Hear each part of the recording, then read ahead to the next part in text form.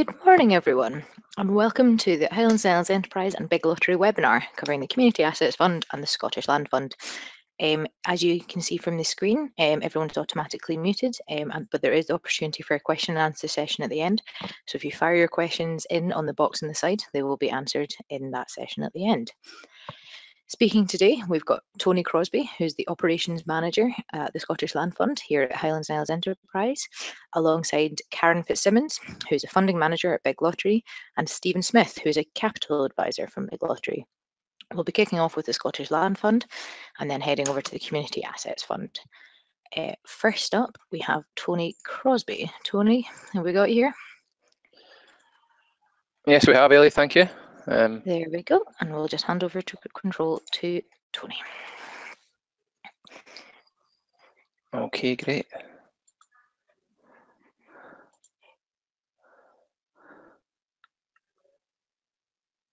We can see you. Good. On you go, Tony. You got my screen. Thanks very much, Ellie. Good morning, everyone. As Ellie said, I'm Tony Crosbie. I'm the Operations Manager at the Scottish Land Fund, Highlands and Islands Enterprise. I'm going to speak very briefly on the Scottish Land Fund today because the primary focus of today's webinar is the Community Assets Programme, and I'm sure many of you are familiar with SLF, but for those who aren't, I'll do a very brief introduction for five minutes or so. And as Ellie said, there's obviously going to be time at the end for questions. So, Scottish Land Fund, we're now in the third iteration of the Scottish Land Fund, which is planned to run from April 2016, which is last April, through to March 2020. The fund's now all across Scotland, so there's £10 million available this year for communities in urban and rural areas. And to date, we've had communities in city centres, in suburbs, in towns and villages, on islands and in remote rural communities. So it's really it's a fund for communities anywhere in Scotland. Essentially, we're looking for projects that communities can deliver, where communities can deliver economic, environmental, or social benefits, and in a way that ensures strong local participation and control over projects that are going to be sustainable. So, Scottish Land Fund and the Scottish Land Fund advisors will help you to develop your ideas and to test some of your assumptions around these as part of our activity. Scottish Land Fund is a two-stage process, as you can see here. Stage one, really to help groups with feasibility prior to acquisition. So to help them with information gathering and fund feasibility. So for example, we can help you fund a valuation by the district valuer or a surveyor. We can support you with a condition survey or other specialist surveys, community consultations, business planning. There's a range of ways we can support you at stage one, and there's full details in the guidance notes, which are available on our website. We can award up to £30,000, between £2,500 and £30,000 for stage one funding. If groups are successful with their stage one funding and they put together a stage two application, then that will cover primarily acquisition costs. We can pay capital and legal fees, some revenue costs for the early years of the project, but not development costs, so not post-acquisition development costs. I have to be quite clear on that because I think there's been a bit of confusion in the past. So we'll only pay for the acquisition of the property. In terms of acquisition itself, grants are based upon the valuation which you'll have had carried out at stage one, and not on an asking price. So if there is a difference between the valuation and the asking price, and you need to meet that, and then those are funds that you would need to find yourselves. We can fund up to £1 million and up to 95% of those costs, although the average is around 80%. The gap can often be made up through match funding, as I mentioned, so funds from other funders, from crowdsourcing, or through a negotiated discount. So, for example, if you're looking to secure a property that costs £500,000, but the vendor is allowing you to purchase it for £400,000, that £100,000 is in effect your match funding. we hopefully, if you ever work with any of our advisors, you'll hopefully be clear that we're trying to enable communities to buy assets and not liabilities. So we're looking for projects that either have an immediate use or a mean well use as you work towards a sustainable end use, but not projects which are sort of clear liabilities. And increasingly, if post-asset development funding is required, and it normally is, we're asking groups, are they speaking with other funders? So Big Lottery Fund Community Assets Programme is a prime example here, but also heritage funders, the Rural and Island Housing Fund, Leader, and others. So whatever the most appropriate funders are for your post-acquisition development, are you speaking to them at as early a stage as possible? In terms of Scottish Land Fund and community assets, both ourselves, the Big Lottery Fund, and all other funders will say that there are limited public resources available, and we're obviously keen to avoid duplicating activity where possible. We know from experience that a significant number of projects that come to the Scottish Land Fund will be seeking post-acquisition funding from Community Assets Programme, and we also know that not all Scottish Land Fund projects will be a strong fit with the Community Assets Programme. Now, Karen and Stephen will come on and talk a bit more about this shortly. So in order to ensure the best use of resources, really,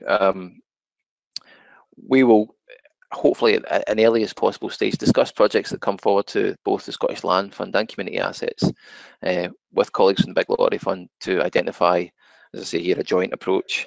If projects look like a reasonable fit for both programmes, we'll work together on a case-by-case basis to ensure there's complementarity of funding.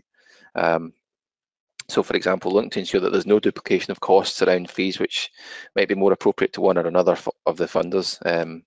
The exact design fees, for example, being one that's come up in the past is an area where there's been some confusion about who should support design costs. This won't in any way preclude projects from being considered for Scottish Land Fund, but it's primarily to get projects and communities and groups to think about post-acquisition costs at an early stage, at the very early stage, in fact, and not to make assumptions about post-asset funding. So, with that in mind, and I think my 7 minutes is now up, I will pass back to Ailey perhaps, to pass over to Stephen and Karen to talk about the Community Assets Programme. So thank you. Thank you very much, Tony. That was very interesting. So I'll now be handing over to Stephen and Karen from the Big Lottery Fund to give us a rundown of the Community Assets funding. Stephen and Karen, do we have you? Yes. Yes, you Hello. do. Excellent. Right. Kick us off then. Okay. All right. So yes, morning everyone. I'm Karen Fitzsimmons. I'm funding manager at the Big Lottery Fund. And as Ailey said, we've also got Stephen Smith, one of our capital advisors. So we're going to talk about community assets, the programme aims, what we can fund, the process, and also give you a bit of an update on progress to date. So the aim of the programme is to empower people to create strong, resilient communities by helping them to acquire, manage and develop assets. It's an area that the Big Lottery Fund has been funding over a number of years, and some of you may be familiar with our Growing Community Assets, or GCA programme, which ran for 2 rounds and finished earlier this year. So we tried to use the learning from that in developing community assets to keep what's worked well and make some changes where these were needed. So I'll explain these as we go along, and in particular highlight what's different under the new approach for community assets. One of these differences is what we refer to as the 3 approaches. And this is something that applies across all our funding streams at the moment. So we're looking for proposals which are people-led, strengths-based and connected. And in practice, this means for people-led that we're looking for proposals where you can show how you involve people in the development, design and delivery of the project. So really looking for strong community involvement at every stage. In terms of strengths-based, we are looking for proposals which make the most of and build on skills of people and assets within the communities. And for connected, we're looking for projects that demonstrate a good understanding of what others are doing locally, developing working relationships and adding to and complementing activity in the local area. I don't think that's a huge shift for us from where we were with GCA, but we do have more of a focus on that, and we are using these 3 approaches in shaping our advice to people from an early stage onwards. So I think if you are thinking of applying, it's worth starting to familiarise yourself with these approaches and having a think about how your ideas demonstrate these, or where you may need to do a bit of work to strengthen some of that. Our committee have also given us a steer to prioritise applications which address disadvantage and inequality. And again, I don't think that's a huge shift, as we've always been interested in this in line with BIG's overall mission. However, again, it's just there's a more upfront and explicit focus on this. I think inevitably this raises some questions about how we define disadvantage and inequality. We ourselves don't have a set definition of this, and our approach is to let communities articulate what it means for them. So it's not an exact science, but we think that's fairer than using one example, for example, one measure, for example, SIMD, and it allows various factors to be taken into consideration. So what can we fund under community assets? Well, we can fund up to £1 million. It's worth noting that demand for the programme has been high and competition is strong. So this does put pressure on the budget, and I think this means that those large asks around the £1 million mark are always going to be that bit harder. And we've got some figures later on to give you a bit of an update on average grant size, but at the moment it's currently closer to around 600,000.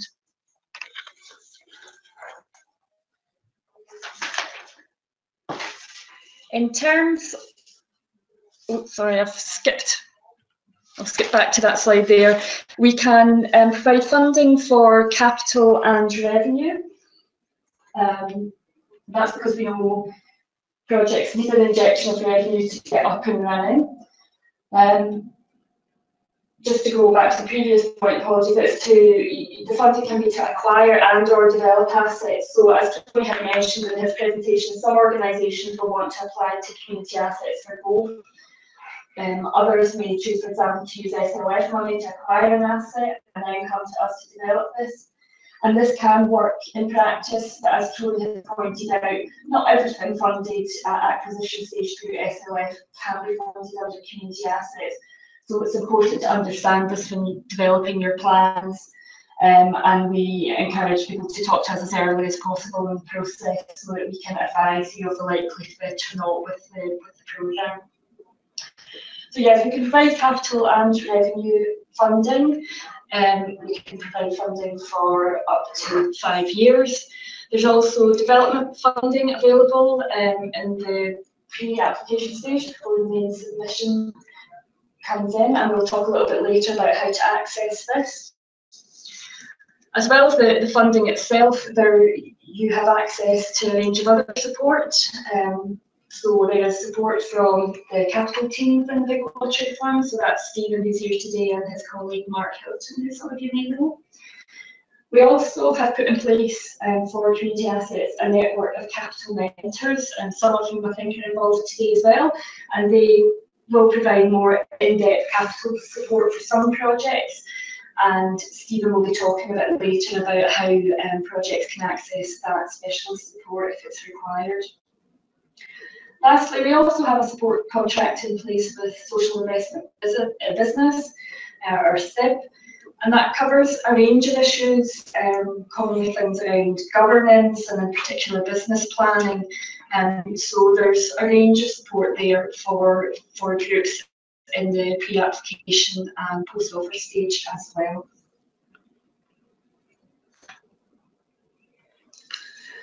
So we wanted to cover the process of applying in a bit more detail because some of this has changed a bit from our previous programme. There is a programme guidance document available on the website which sets out the key stages, and we're just going to walk through each of these stages in a bit more detail here. So I'll do some of this, and Stephen will cover some of the capital and technical requirements as well. Overall, we've tried to take a more conversational approach with more of a focus on face-to-face meetings and discussions, and to do this at an earlier stage with applicants as well.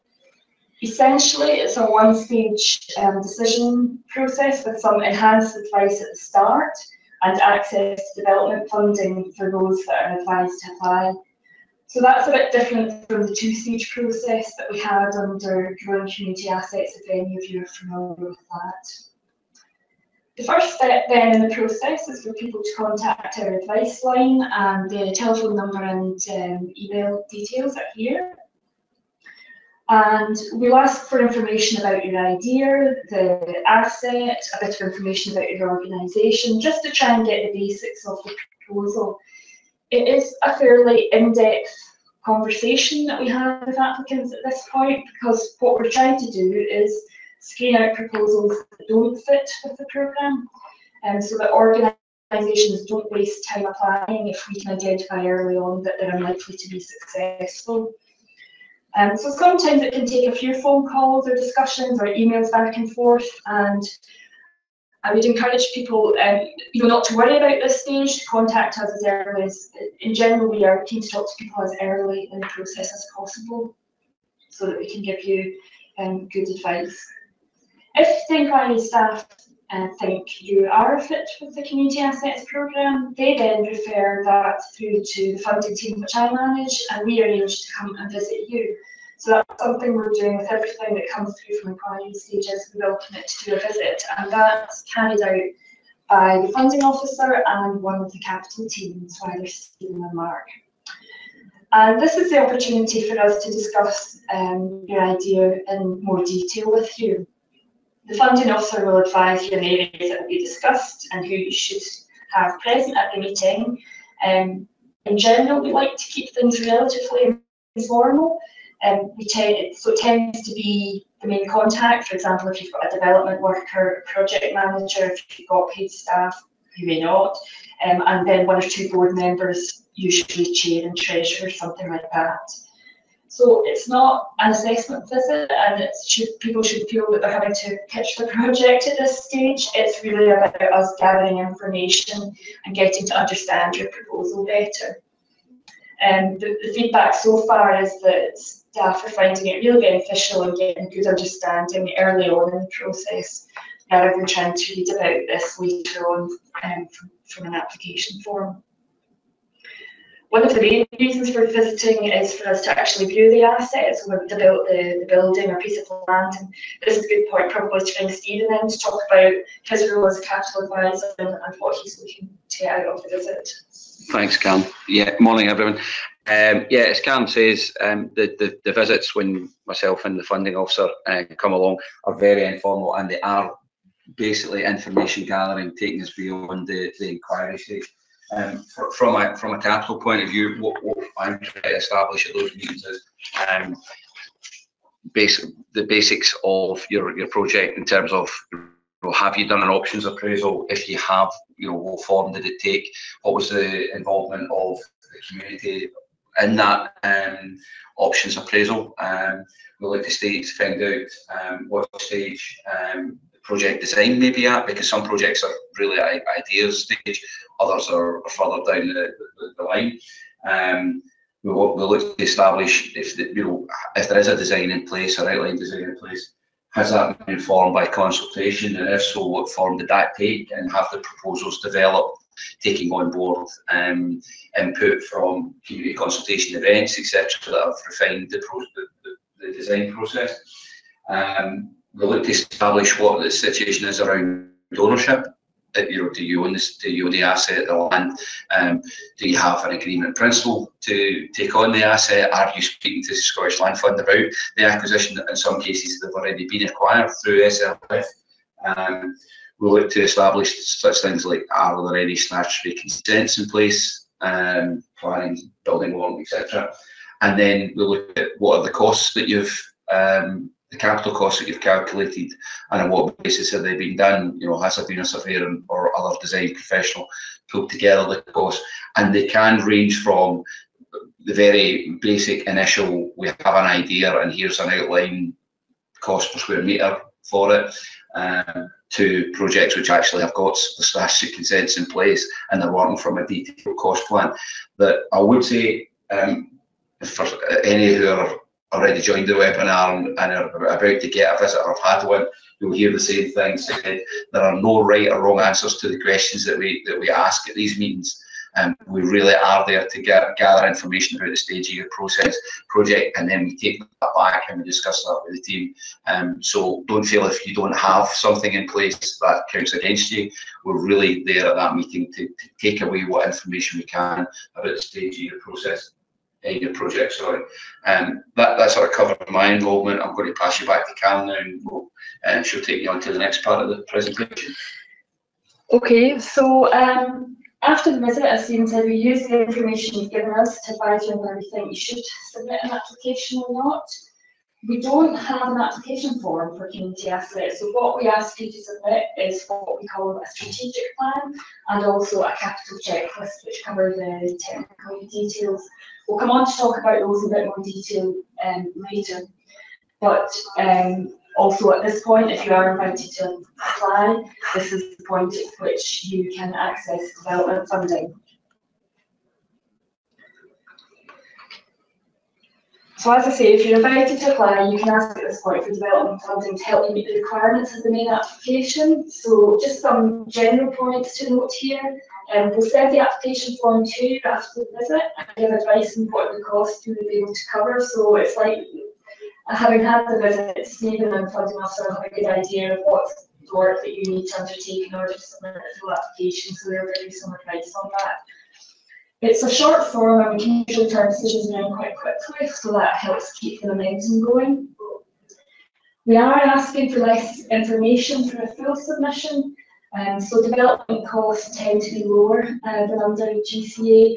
We don't have a published limit or threshold for those, but I think generally it's sort of costs up to around 50,000. Most are coming in underneath that figure at the moment. There are the occasional cases where groups need a bit more development funding for specific reasons, and if that's the case, that can take a little bit longer because we need to take that to our full committee. But in general, our development costs are slightly lower than previously. So you may have some costs for developing the strategic plan. This might be, for example, around some consultation work or work to develop financial plans, for example. However, it is worth noting that we're not looking for a full business plan at this stage. So again, that explains why some of the development costs at this stage are slightly less. And in general, the majority of costs, I would say, at the development funding stage tend to be around the capital costs. So I think Stephen's going to talk a little bit more about that and also explain the capital mentor support that is also available for some groups at this point in the process. Thanks, Karen. As Karen says, there tends to be quite a high amount of the development funding to cover the technical aspects of it.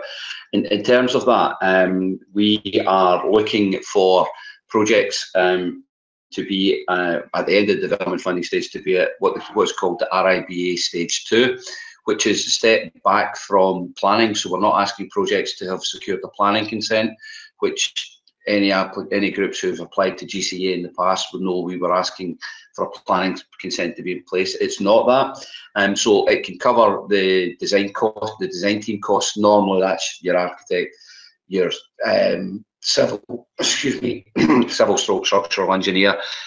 We'd certainly be looking for a quantity surveyor's involvement at that point, because the costing aspect is quite important. Although we're asking for less design information at this stage, which is an earlier stage than before, we're actually looking for more cost certainty around about the budget, because it's that will determine what happens at the next stage in terms of committee decisions. But we can talk about that later.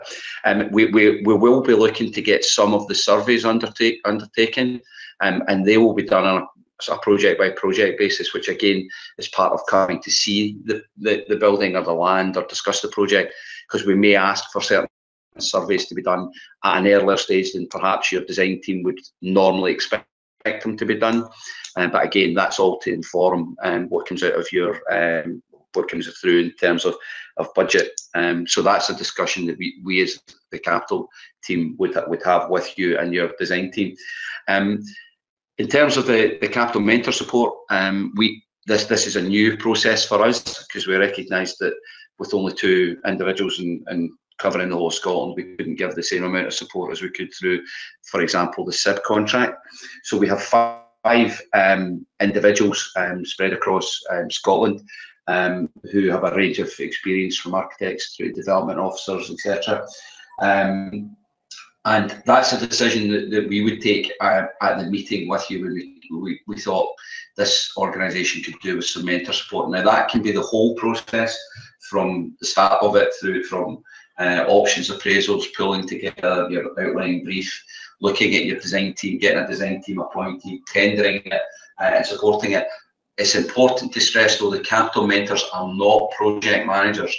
So they're there to provide advice and support, but they're not there to actually be the person who undertakes the work. So you as the applicant would need to take that on board, and whether you have a development officer or someone within your board who's prepared to do that, but the mentor will provide that support and advice, and in some cases will give you some example templates of briefs and design team appointments, but they are not there to be your project manager, so that you don't hand your project over to them and they take it to the end. But that's a decision that we would take, the amount of support that we felt was appropriate. So it may be the whole process, or it may just be a specific aspect of that, but that's something that we would agree between ourselves, you as the applicant, and the mentor. And we have been attending introductory meetings with groups who are invited through, so the mentors and the groups are aware of what we need out of it. I think that pretty much covers that. I'm sure there'll be questions about it, but I think we can cover that towards the end. And I'll pass you back to Karen now. Yeah, I think it's also worth just making clear here, as we've put on the presentation, that this is a network that we've put in place for community assets. It does cover all of Scotland. It doesn't mean that every applicant will have access to a mentor. So Stephen and Mark, at that visit, they are identifying which of the applicants that they feel would benefit from that support, because it's not something we can offer everybody, unfortunately. So just in terms of timescale, development phase can vary. However, the process has been designed to try and keep momentum going, and because we're not looking for as detailed capital work or a full business plan, we are, as a rule of thumb, expecting groups to be able to submit their full application within about 6 months from the date of visit. So that's our sort of starting assumption. Some groups may need a little bit longer, some may be able to apply a bit quicker, but that's, in general, that seems to be working at the moment. So, as mentioned, the application is made up of 2 key documents: a strategic plan and a capital checklist. So we're asking for a strategic plan instead of an application form. It's up to you how you present this. We think it will be more useful for organisations if they can make it relevant to them and their proposal rather than our processes. And ideally, we're also hoping that the information that we ask for within a strategic plan will be useful for other funding applications that organisations might be making. We do give you guidance on what information we want to see in the strategic plan. So, as stated here, about the organisation, the use of the asset, and some high-level financial information. Funding officers can also look at a draft plan at this stage and give you a bit of a steer on any areas that they think may need strengthened. The capital checklist is probably more self-explanatory, since it covers technical information we need. However, we have made some changes to the amount of information we're looking for, so I don't know if you want to say anything else here, Stephen? Yeah, just expand very quickly on what I said earlier. We're now looking for projects only to be at RIBA Stage 2, which is the new RIBA work stages, but it was formerly RIBA Stage C, which is a stage back from the planning stage. So we'd look for the outline designs, we'd look for costings, we'd look for an appropriate programme. If you have any statutory consents, which is unlikely if you're only at Stage 2, but as I say, some projects may be further on, and we'd also be looking to establish how you're intending to procure it, because that's quite an important part, both in terms of how you procure your design team services and also how you're planning to procure the actual construction phases at that stage. Okay, so once we've got the strategic plan and capital checklist back, staff then carry out the assessment based on this and prepare a report for committee. I would say what we are finding so far is that having done the visit, that's also very helpful in terms of us completing that assessment and writing reports. We're not starting from scratch at that point with the written material, because we've got a good understanding from having had that visit with you earlier in the process. Our published turnaround times then, in terms of from submission of the full application to a decision point, is 4 months. To date, we've been able to progress decisions more quickly, but it does depend on a number of factors, including our resources, our committee schedules, and that kind of thing. So we will discuss timescales with you when you submit your application. If you've got specific timing issues, so for example, maybe other funding applications, or other reasons why you're looking for a decision by a certain point, I would say it's important to flag them to us as early as possible, and where possible we try and accommodate that, but as I say, it just depends on a number of factors. Not all projects that get to this committee stage will be funded, and we are expecting to lose some projects at this stage. And so again, I think that's quite an important message to get out there. Previously, under GCA, we had a 2-stage process, and the success rate at stage 2 was quite high, so we tended to lose more projects at stage 1. And if people got through that stage, their chances of getting funded at stage 2 were high. The way this process has been designed, I think we are expected to lose more projects at this committee stage. However, we are hoping that by asking for less information, that's a better process for people, so they have spent less time working up the application before they get that committee decision. If it is approved by our committee, you'll then receive a grant offer, and there will be 2 additional terms and conditions to meet in this. One being to complete a full business plan and have this signed off by us. And this is where the access to the support contract from SIB can come in if you need it. So if you need a bit of additional support to work out that business plan, we have some consultants that we can refer you to at no cost to help you work up some of that more detailed financial work. The other term and condition is to complete a tender process and have that approved by us. Stephen will talk through that in a bit more detail. Yeah, at that stage we'll be looking for two forms. We're looking for tender confirmation form, which will include your quantity surveyors or design professionals tender report, as it says, and we'll also be looking for a post-award checklist, which will cover your detail. So we'll be looking for your detailed design. We'll also be looking for copies of your statutory consents, because you will have to have planning and building one in place at that stage. We will be looking for a more robust cash flow and a programme.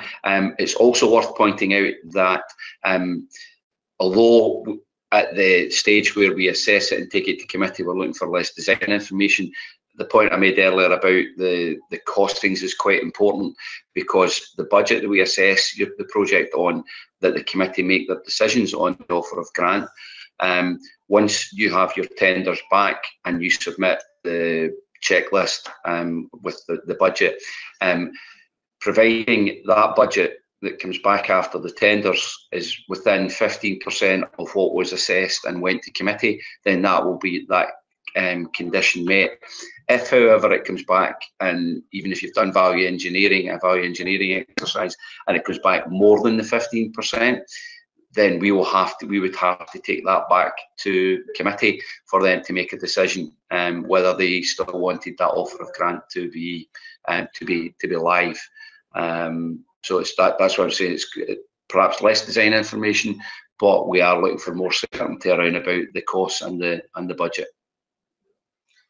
Okay, and then just the last point on this stage then is that we would look to get timescales for meeting these terms and conditions on a case-by-case basis with people, just really because we recognise that applicants will be at different stages. So I think generally speaking, we would hope to have both these terms and conditions in 12 months, but I would expect a number of applicants could do that quicker. There may be the odd case that needs to take a little bit longer, so that's why we've agreed to look at it on a case-by-case basis and agreed timescales with applicants at this stage. So once those two terms and conditions have been met in our process, then that's the grant fully started and into our normal grant management processes. So that's a walkthrough of the process. I'm sure there'll be questions on that, which we're happy to take at the end. But just before we move on to that, I thought it'd be useful to give you a bit of an update on progress since launch and what we know about demand so far. So we launched in July last year. We've had over 600 inquiries to date on the programme. That does cover absolutely everything from people phoning up saying, can you give me a bit of information about community assets, to people going through that more detailed in-depth screening call that I talked about. And it also includes people phoning back more than once. At the moment, we have roughly 26 million worth of projects in our pipeline. So there is high demand out there, competition is strong, and not all applications are expected to be funded. So far, we have 4 offers made to date, and as I mentioned earlier, currently, I mean, it's early days, but at the moment the average grant size is looking to be around 600,000, which is considerably less again than was the case under GCA. So when we launched, we had quite a flurry of inquiries, as you might have expected. So it's up over 100 inquiries a month in that sort of initial July, August 2016 stage. That's now steadied off, and it seems to be settling around the sort of 30 to 40 inquiries a month, roughly. Of the projects visited so far, there are various stages of development, so we're seeing some that are at a very early idea stage, and sometimes at that point we are saying to people, we probably need to go off and do a little bit more work before you start this process. But it also includes projects that are at a more technically developed stage as well. In terms of feedback that we've received so far, the capital mentors appointments seem to be well received, so people are appreciating that more in-depth support that they can get. And I would also say the early engagement that we're having, so that initial in-depth screening call with the inquiries team, and in particular the visit where we can come out and meet with you face to face, is really helping staff, so both the funding officers and the capital team. And also the feedback from applicants as well, that they appreciate the opportunity to be able to have a more in-depth discussion at an early stage with us, so that's working well. So that's us on the process and the programme, and I think now back to Ailey to coordinate some questions for us. Excellent. Thank you very much, you two. That was a pretty comprehensive run through of the Community Assets Programme. So now I'm actually going to open up the floor to questions. We've had a couple through so far. People who are attending, please do get in contact via the questions box on the side. So kicking us off, we've got, we have Marilla, who's actually coming to talk to you both, Tony and the Big Lottery staff. They just wanted to triple check, is the same applicant allowed to apply for community assets and the Scottish Land Fund for the same project?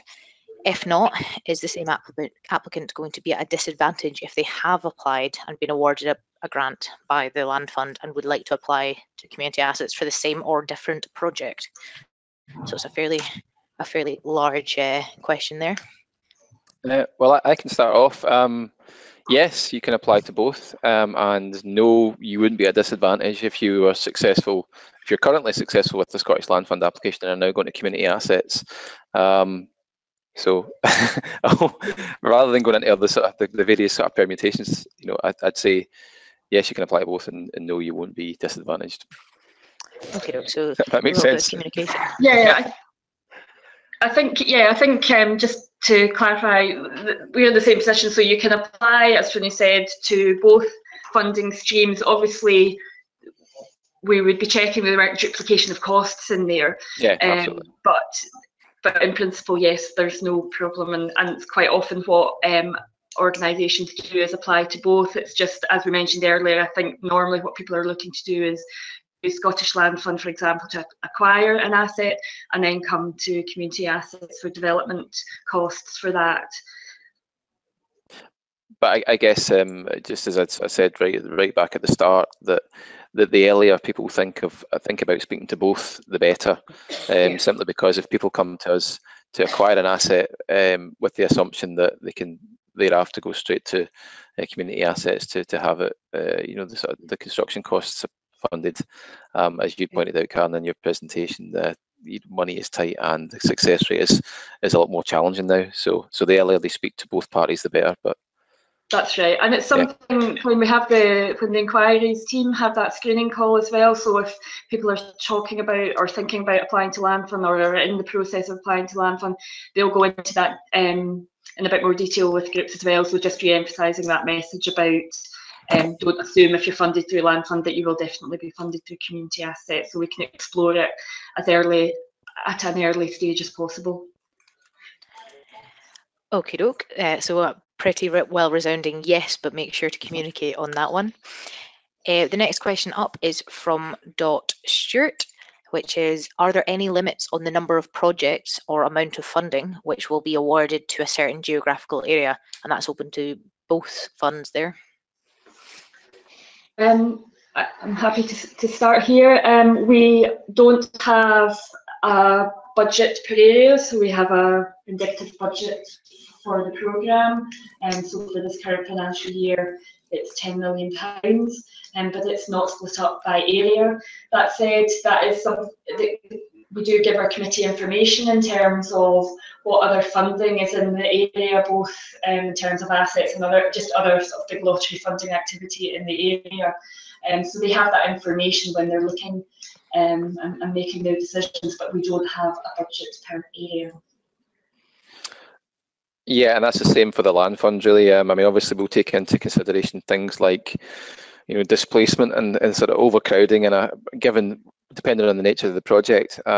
So the important thing is really about the sort of sustainability of the project.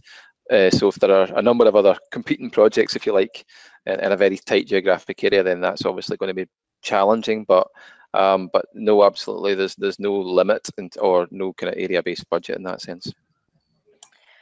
Okie doke. On a very similar level, someone's also asking, can one organisation or group have more than one application in for either the Land Fund or Community Assets Fund at the same time?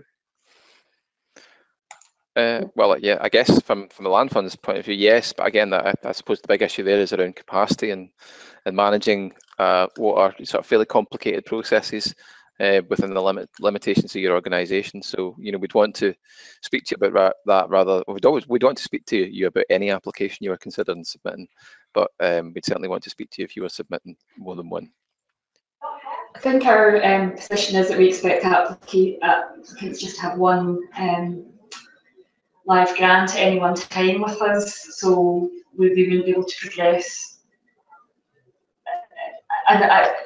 With more than that, I would have the same concerns that Tony's expressed around, what that means about capacity as well. They tend to be large, complex projects. Okie doke. So you can have more than one at Land Fund, but not necessarily got the capacity for community assets. There'd be a question there. Okie doke. We've got a question in from Charles, who's saying one of their major hurdles is getting definitive opinion on VAT and whether it is chargeable on new build projects. What's the view of the funders? I don't know whether it's better for Stephen or I to answer. Neither Stephen or I are VAT experts, I should say. Our position is always to say to applicants we're not VAT experts, we can't give VAT advice, unfortunately. However, we would encourage applicants to go and seek out that specialist advice, and we can, under our development funding, cover some costs to help with that. But it's not something that we would be able to advise people on a specific basis. Yeah. I mean, any advice we would give on VAT would tend to be a bit more general, and as Karen says, we can use development funding to bring in for applicants to bring in specialist VAT advisors to do that. I would caveat that by saying sometimes, because HMRC are very reluctant to give a definitive answer until they've got an actual case in front of them. There have been instances where the VAT advice, whilst it was seemed appropriate at the time based on the project that was being talked about, when the actual grant holders have gone to HMRC with the specific project, HMRC have taken a slightly different view on it. So it is complicated by virtue of what are you actually going to be delivering from the building. Are you charging for it? What is your charging policy? And there's also a timeline from you can't change what you're doing. If you get an agreement with HMRC, there's a time period under which if you change the way you're going to deliver your project or charge people, that they can retrospectively go back and to the start and say, albeit that your initial project was you were able to recover all your VAT. What you've now done has changed the position, so therefore we're looking for an element of clawback, and that's where it becomes exceptionally complex. And as Karen says, we are not VAT advisors, so we do pay for that advice through development funding, or we can, but it is such a complex area that it does need specialist input.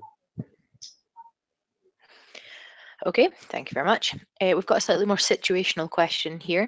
So this is a group who have had a design feasibility study done involving a QS at a very early stage of the project, and there have been unexpected changes. Can Community Assets fund a revisit of a similar design team?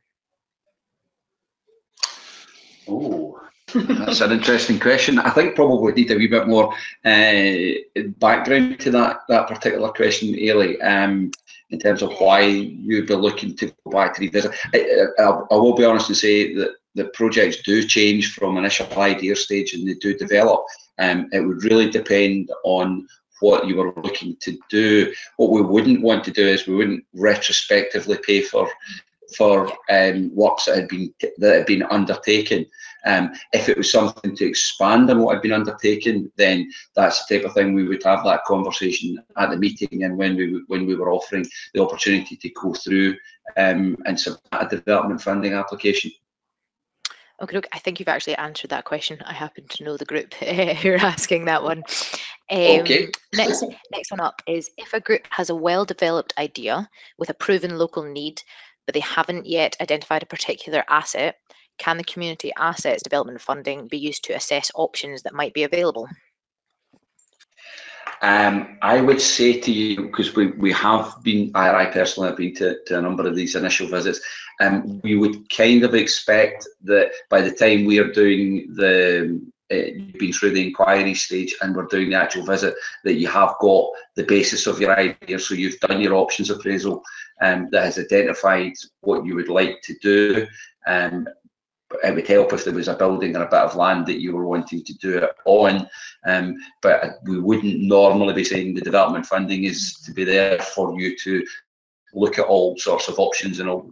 We would normally expect that to have been done, and that's the type of thing that would be investigated at the inquiries line stage. So if you came through and it was it was particularly early, I would expect normally the inquiries officers will come and speak to the team and say, here's where they are.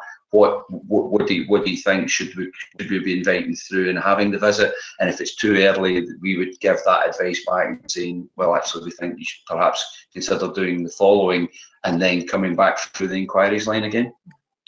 Okie doke. This is the last question for now, unless someone else hurriedly types into the chat box.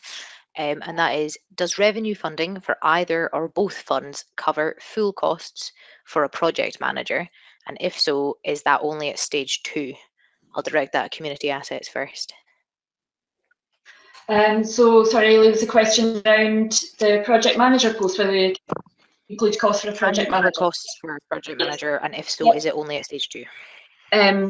You can request costs for project manager, and sorry, Stephen's just. I suppose it depends what your project as well. You'll have there are project managers who will be project managers for the capital build stage, and there's project managers who may be around about your actual project delivery.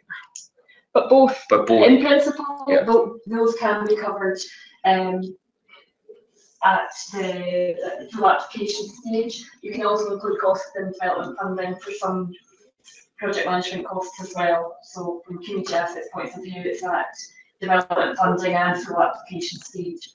You just reminded me there, just when that question came in terms of what we can fund, it's maybe worth saying. You'll see in the guidance, and in principle, we can fund up to 100% of costs. In practice, that doesn't happen very often, and we are usually looking for projects to have some match funding in there. And so, just I realise I haven't covered that point in the presentation, so it's worth just clarifying that, I think. That's no problem. We've got Tony. Do you want to add to that one? I think I would just agree with what Karen and Stephen said. With the kind of just to point out that we would only fund revenue costs at stage 2. Now, we wouldn't fund any project management or contract management costs or whatever at stage 1. So it'd only be at stage 2, and again, we'd look to see what that person's actually delivering beyond stage 2, and also we similarly with with the community assets, we sort of maybe look at sort of joint funding where appropriate as well. Okay, doke. One more question actually came in whilst we were discussing there. So we've got this is again another situational one. We've got an unsuccessful growing community assets application from the previous rendition, and it's currently eligible for community assets. So what sort of information from the previous growing community application would need to be updated? A group who've been unsuccessful at growing community assets and are looking to come in for the same project. So there's a number of projects where people were unsuccessful at GCA and are looking to come back. So our advice is just to go through the process of contacting the inquiries line, coming through that process. Generally, what we're saying to people will have received a feedback letter if they were unsuccessful in the GCA application. So we are looking for applicants to have made some progress with that. It's probably quite difficult to give specific advice because it depends on the individual case and what the feedback was on that. But in principle, I think we're looking for applicants to be able to show that they have made some progress on that feedback. I think the other point that's probably worth making is that, as I say, there was a number of projects that were rejected at GCA in the final decision making. Some of them will fit with community assets, but it may be that not all of them will. So that's our starting point, and as I say, that's our reason for advising that people go through that inquiry discussion first of all, because that's the point at which we use things like the key approaches and looking at disadvantage and inequality and the programme aim. And so we just wanted to make sure that the application and the proposal still fits with community assets, because it may be that not everything that was unsuccessful at GCA does fit under community assets. Okay, doke. Thank you very much. And as that was the final question, it just kind of it's time to round off now. This session was recorded, so if any attendees missed anything, a link will be circulated so you can listen back. Keep an eye out for our next webinar, which is up on the 4th of July, covering the topic of forestry and community assets. And all that's left for me to do is to thank our presenters, thank Stephen, Karen and Tony for coming along and sharing their knowledge today. So thank you very much, guys. Thank you. And that's us signing off now. Bye. Bye. Bye. Bye.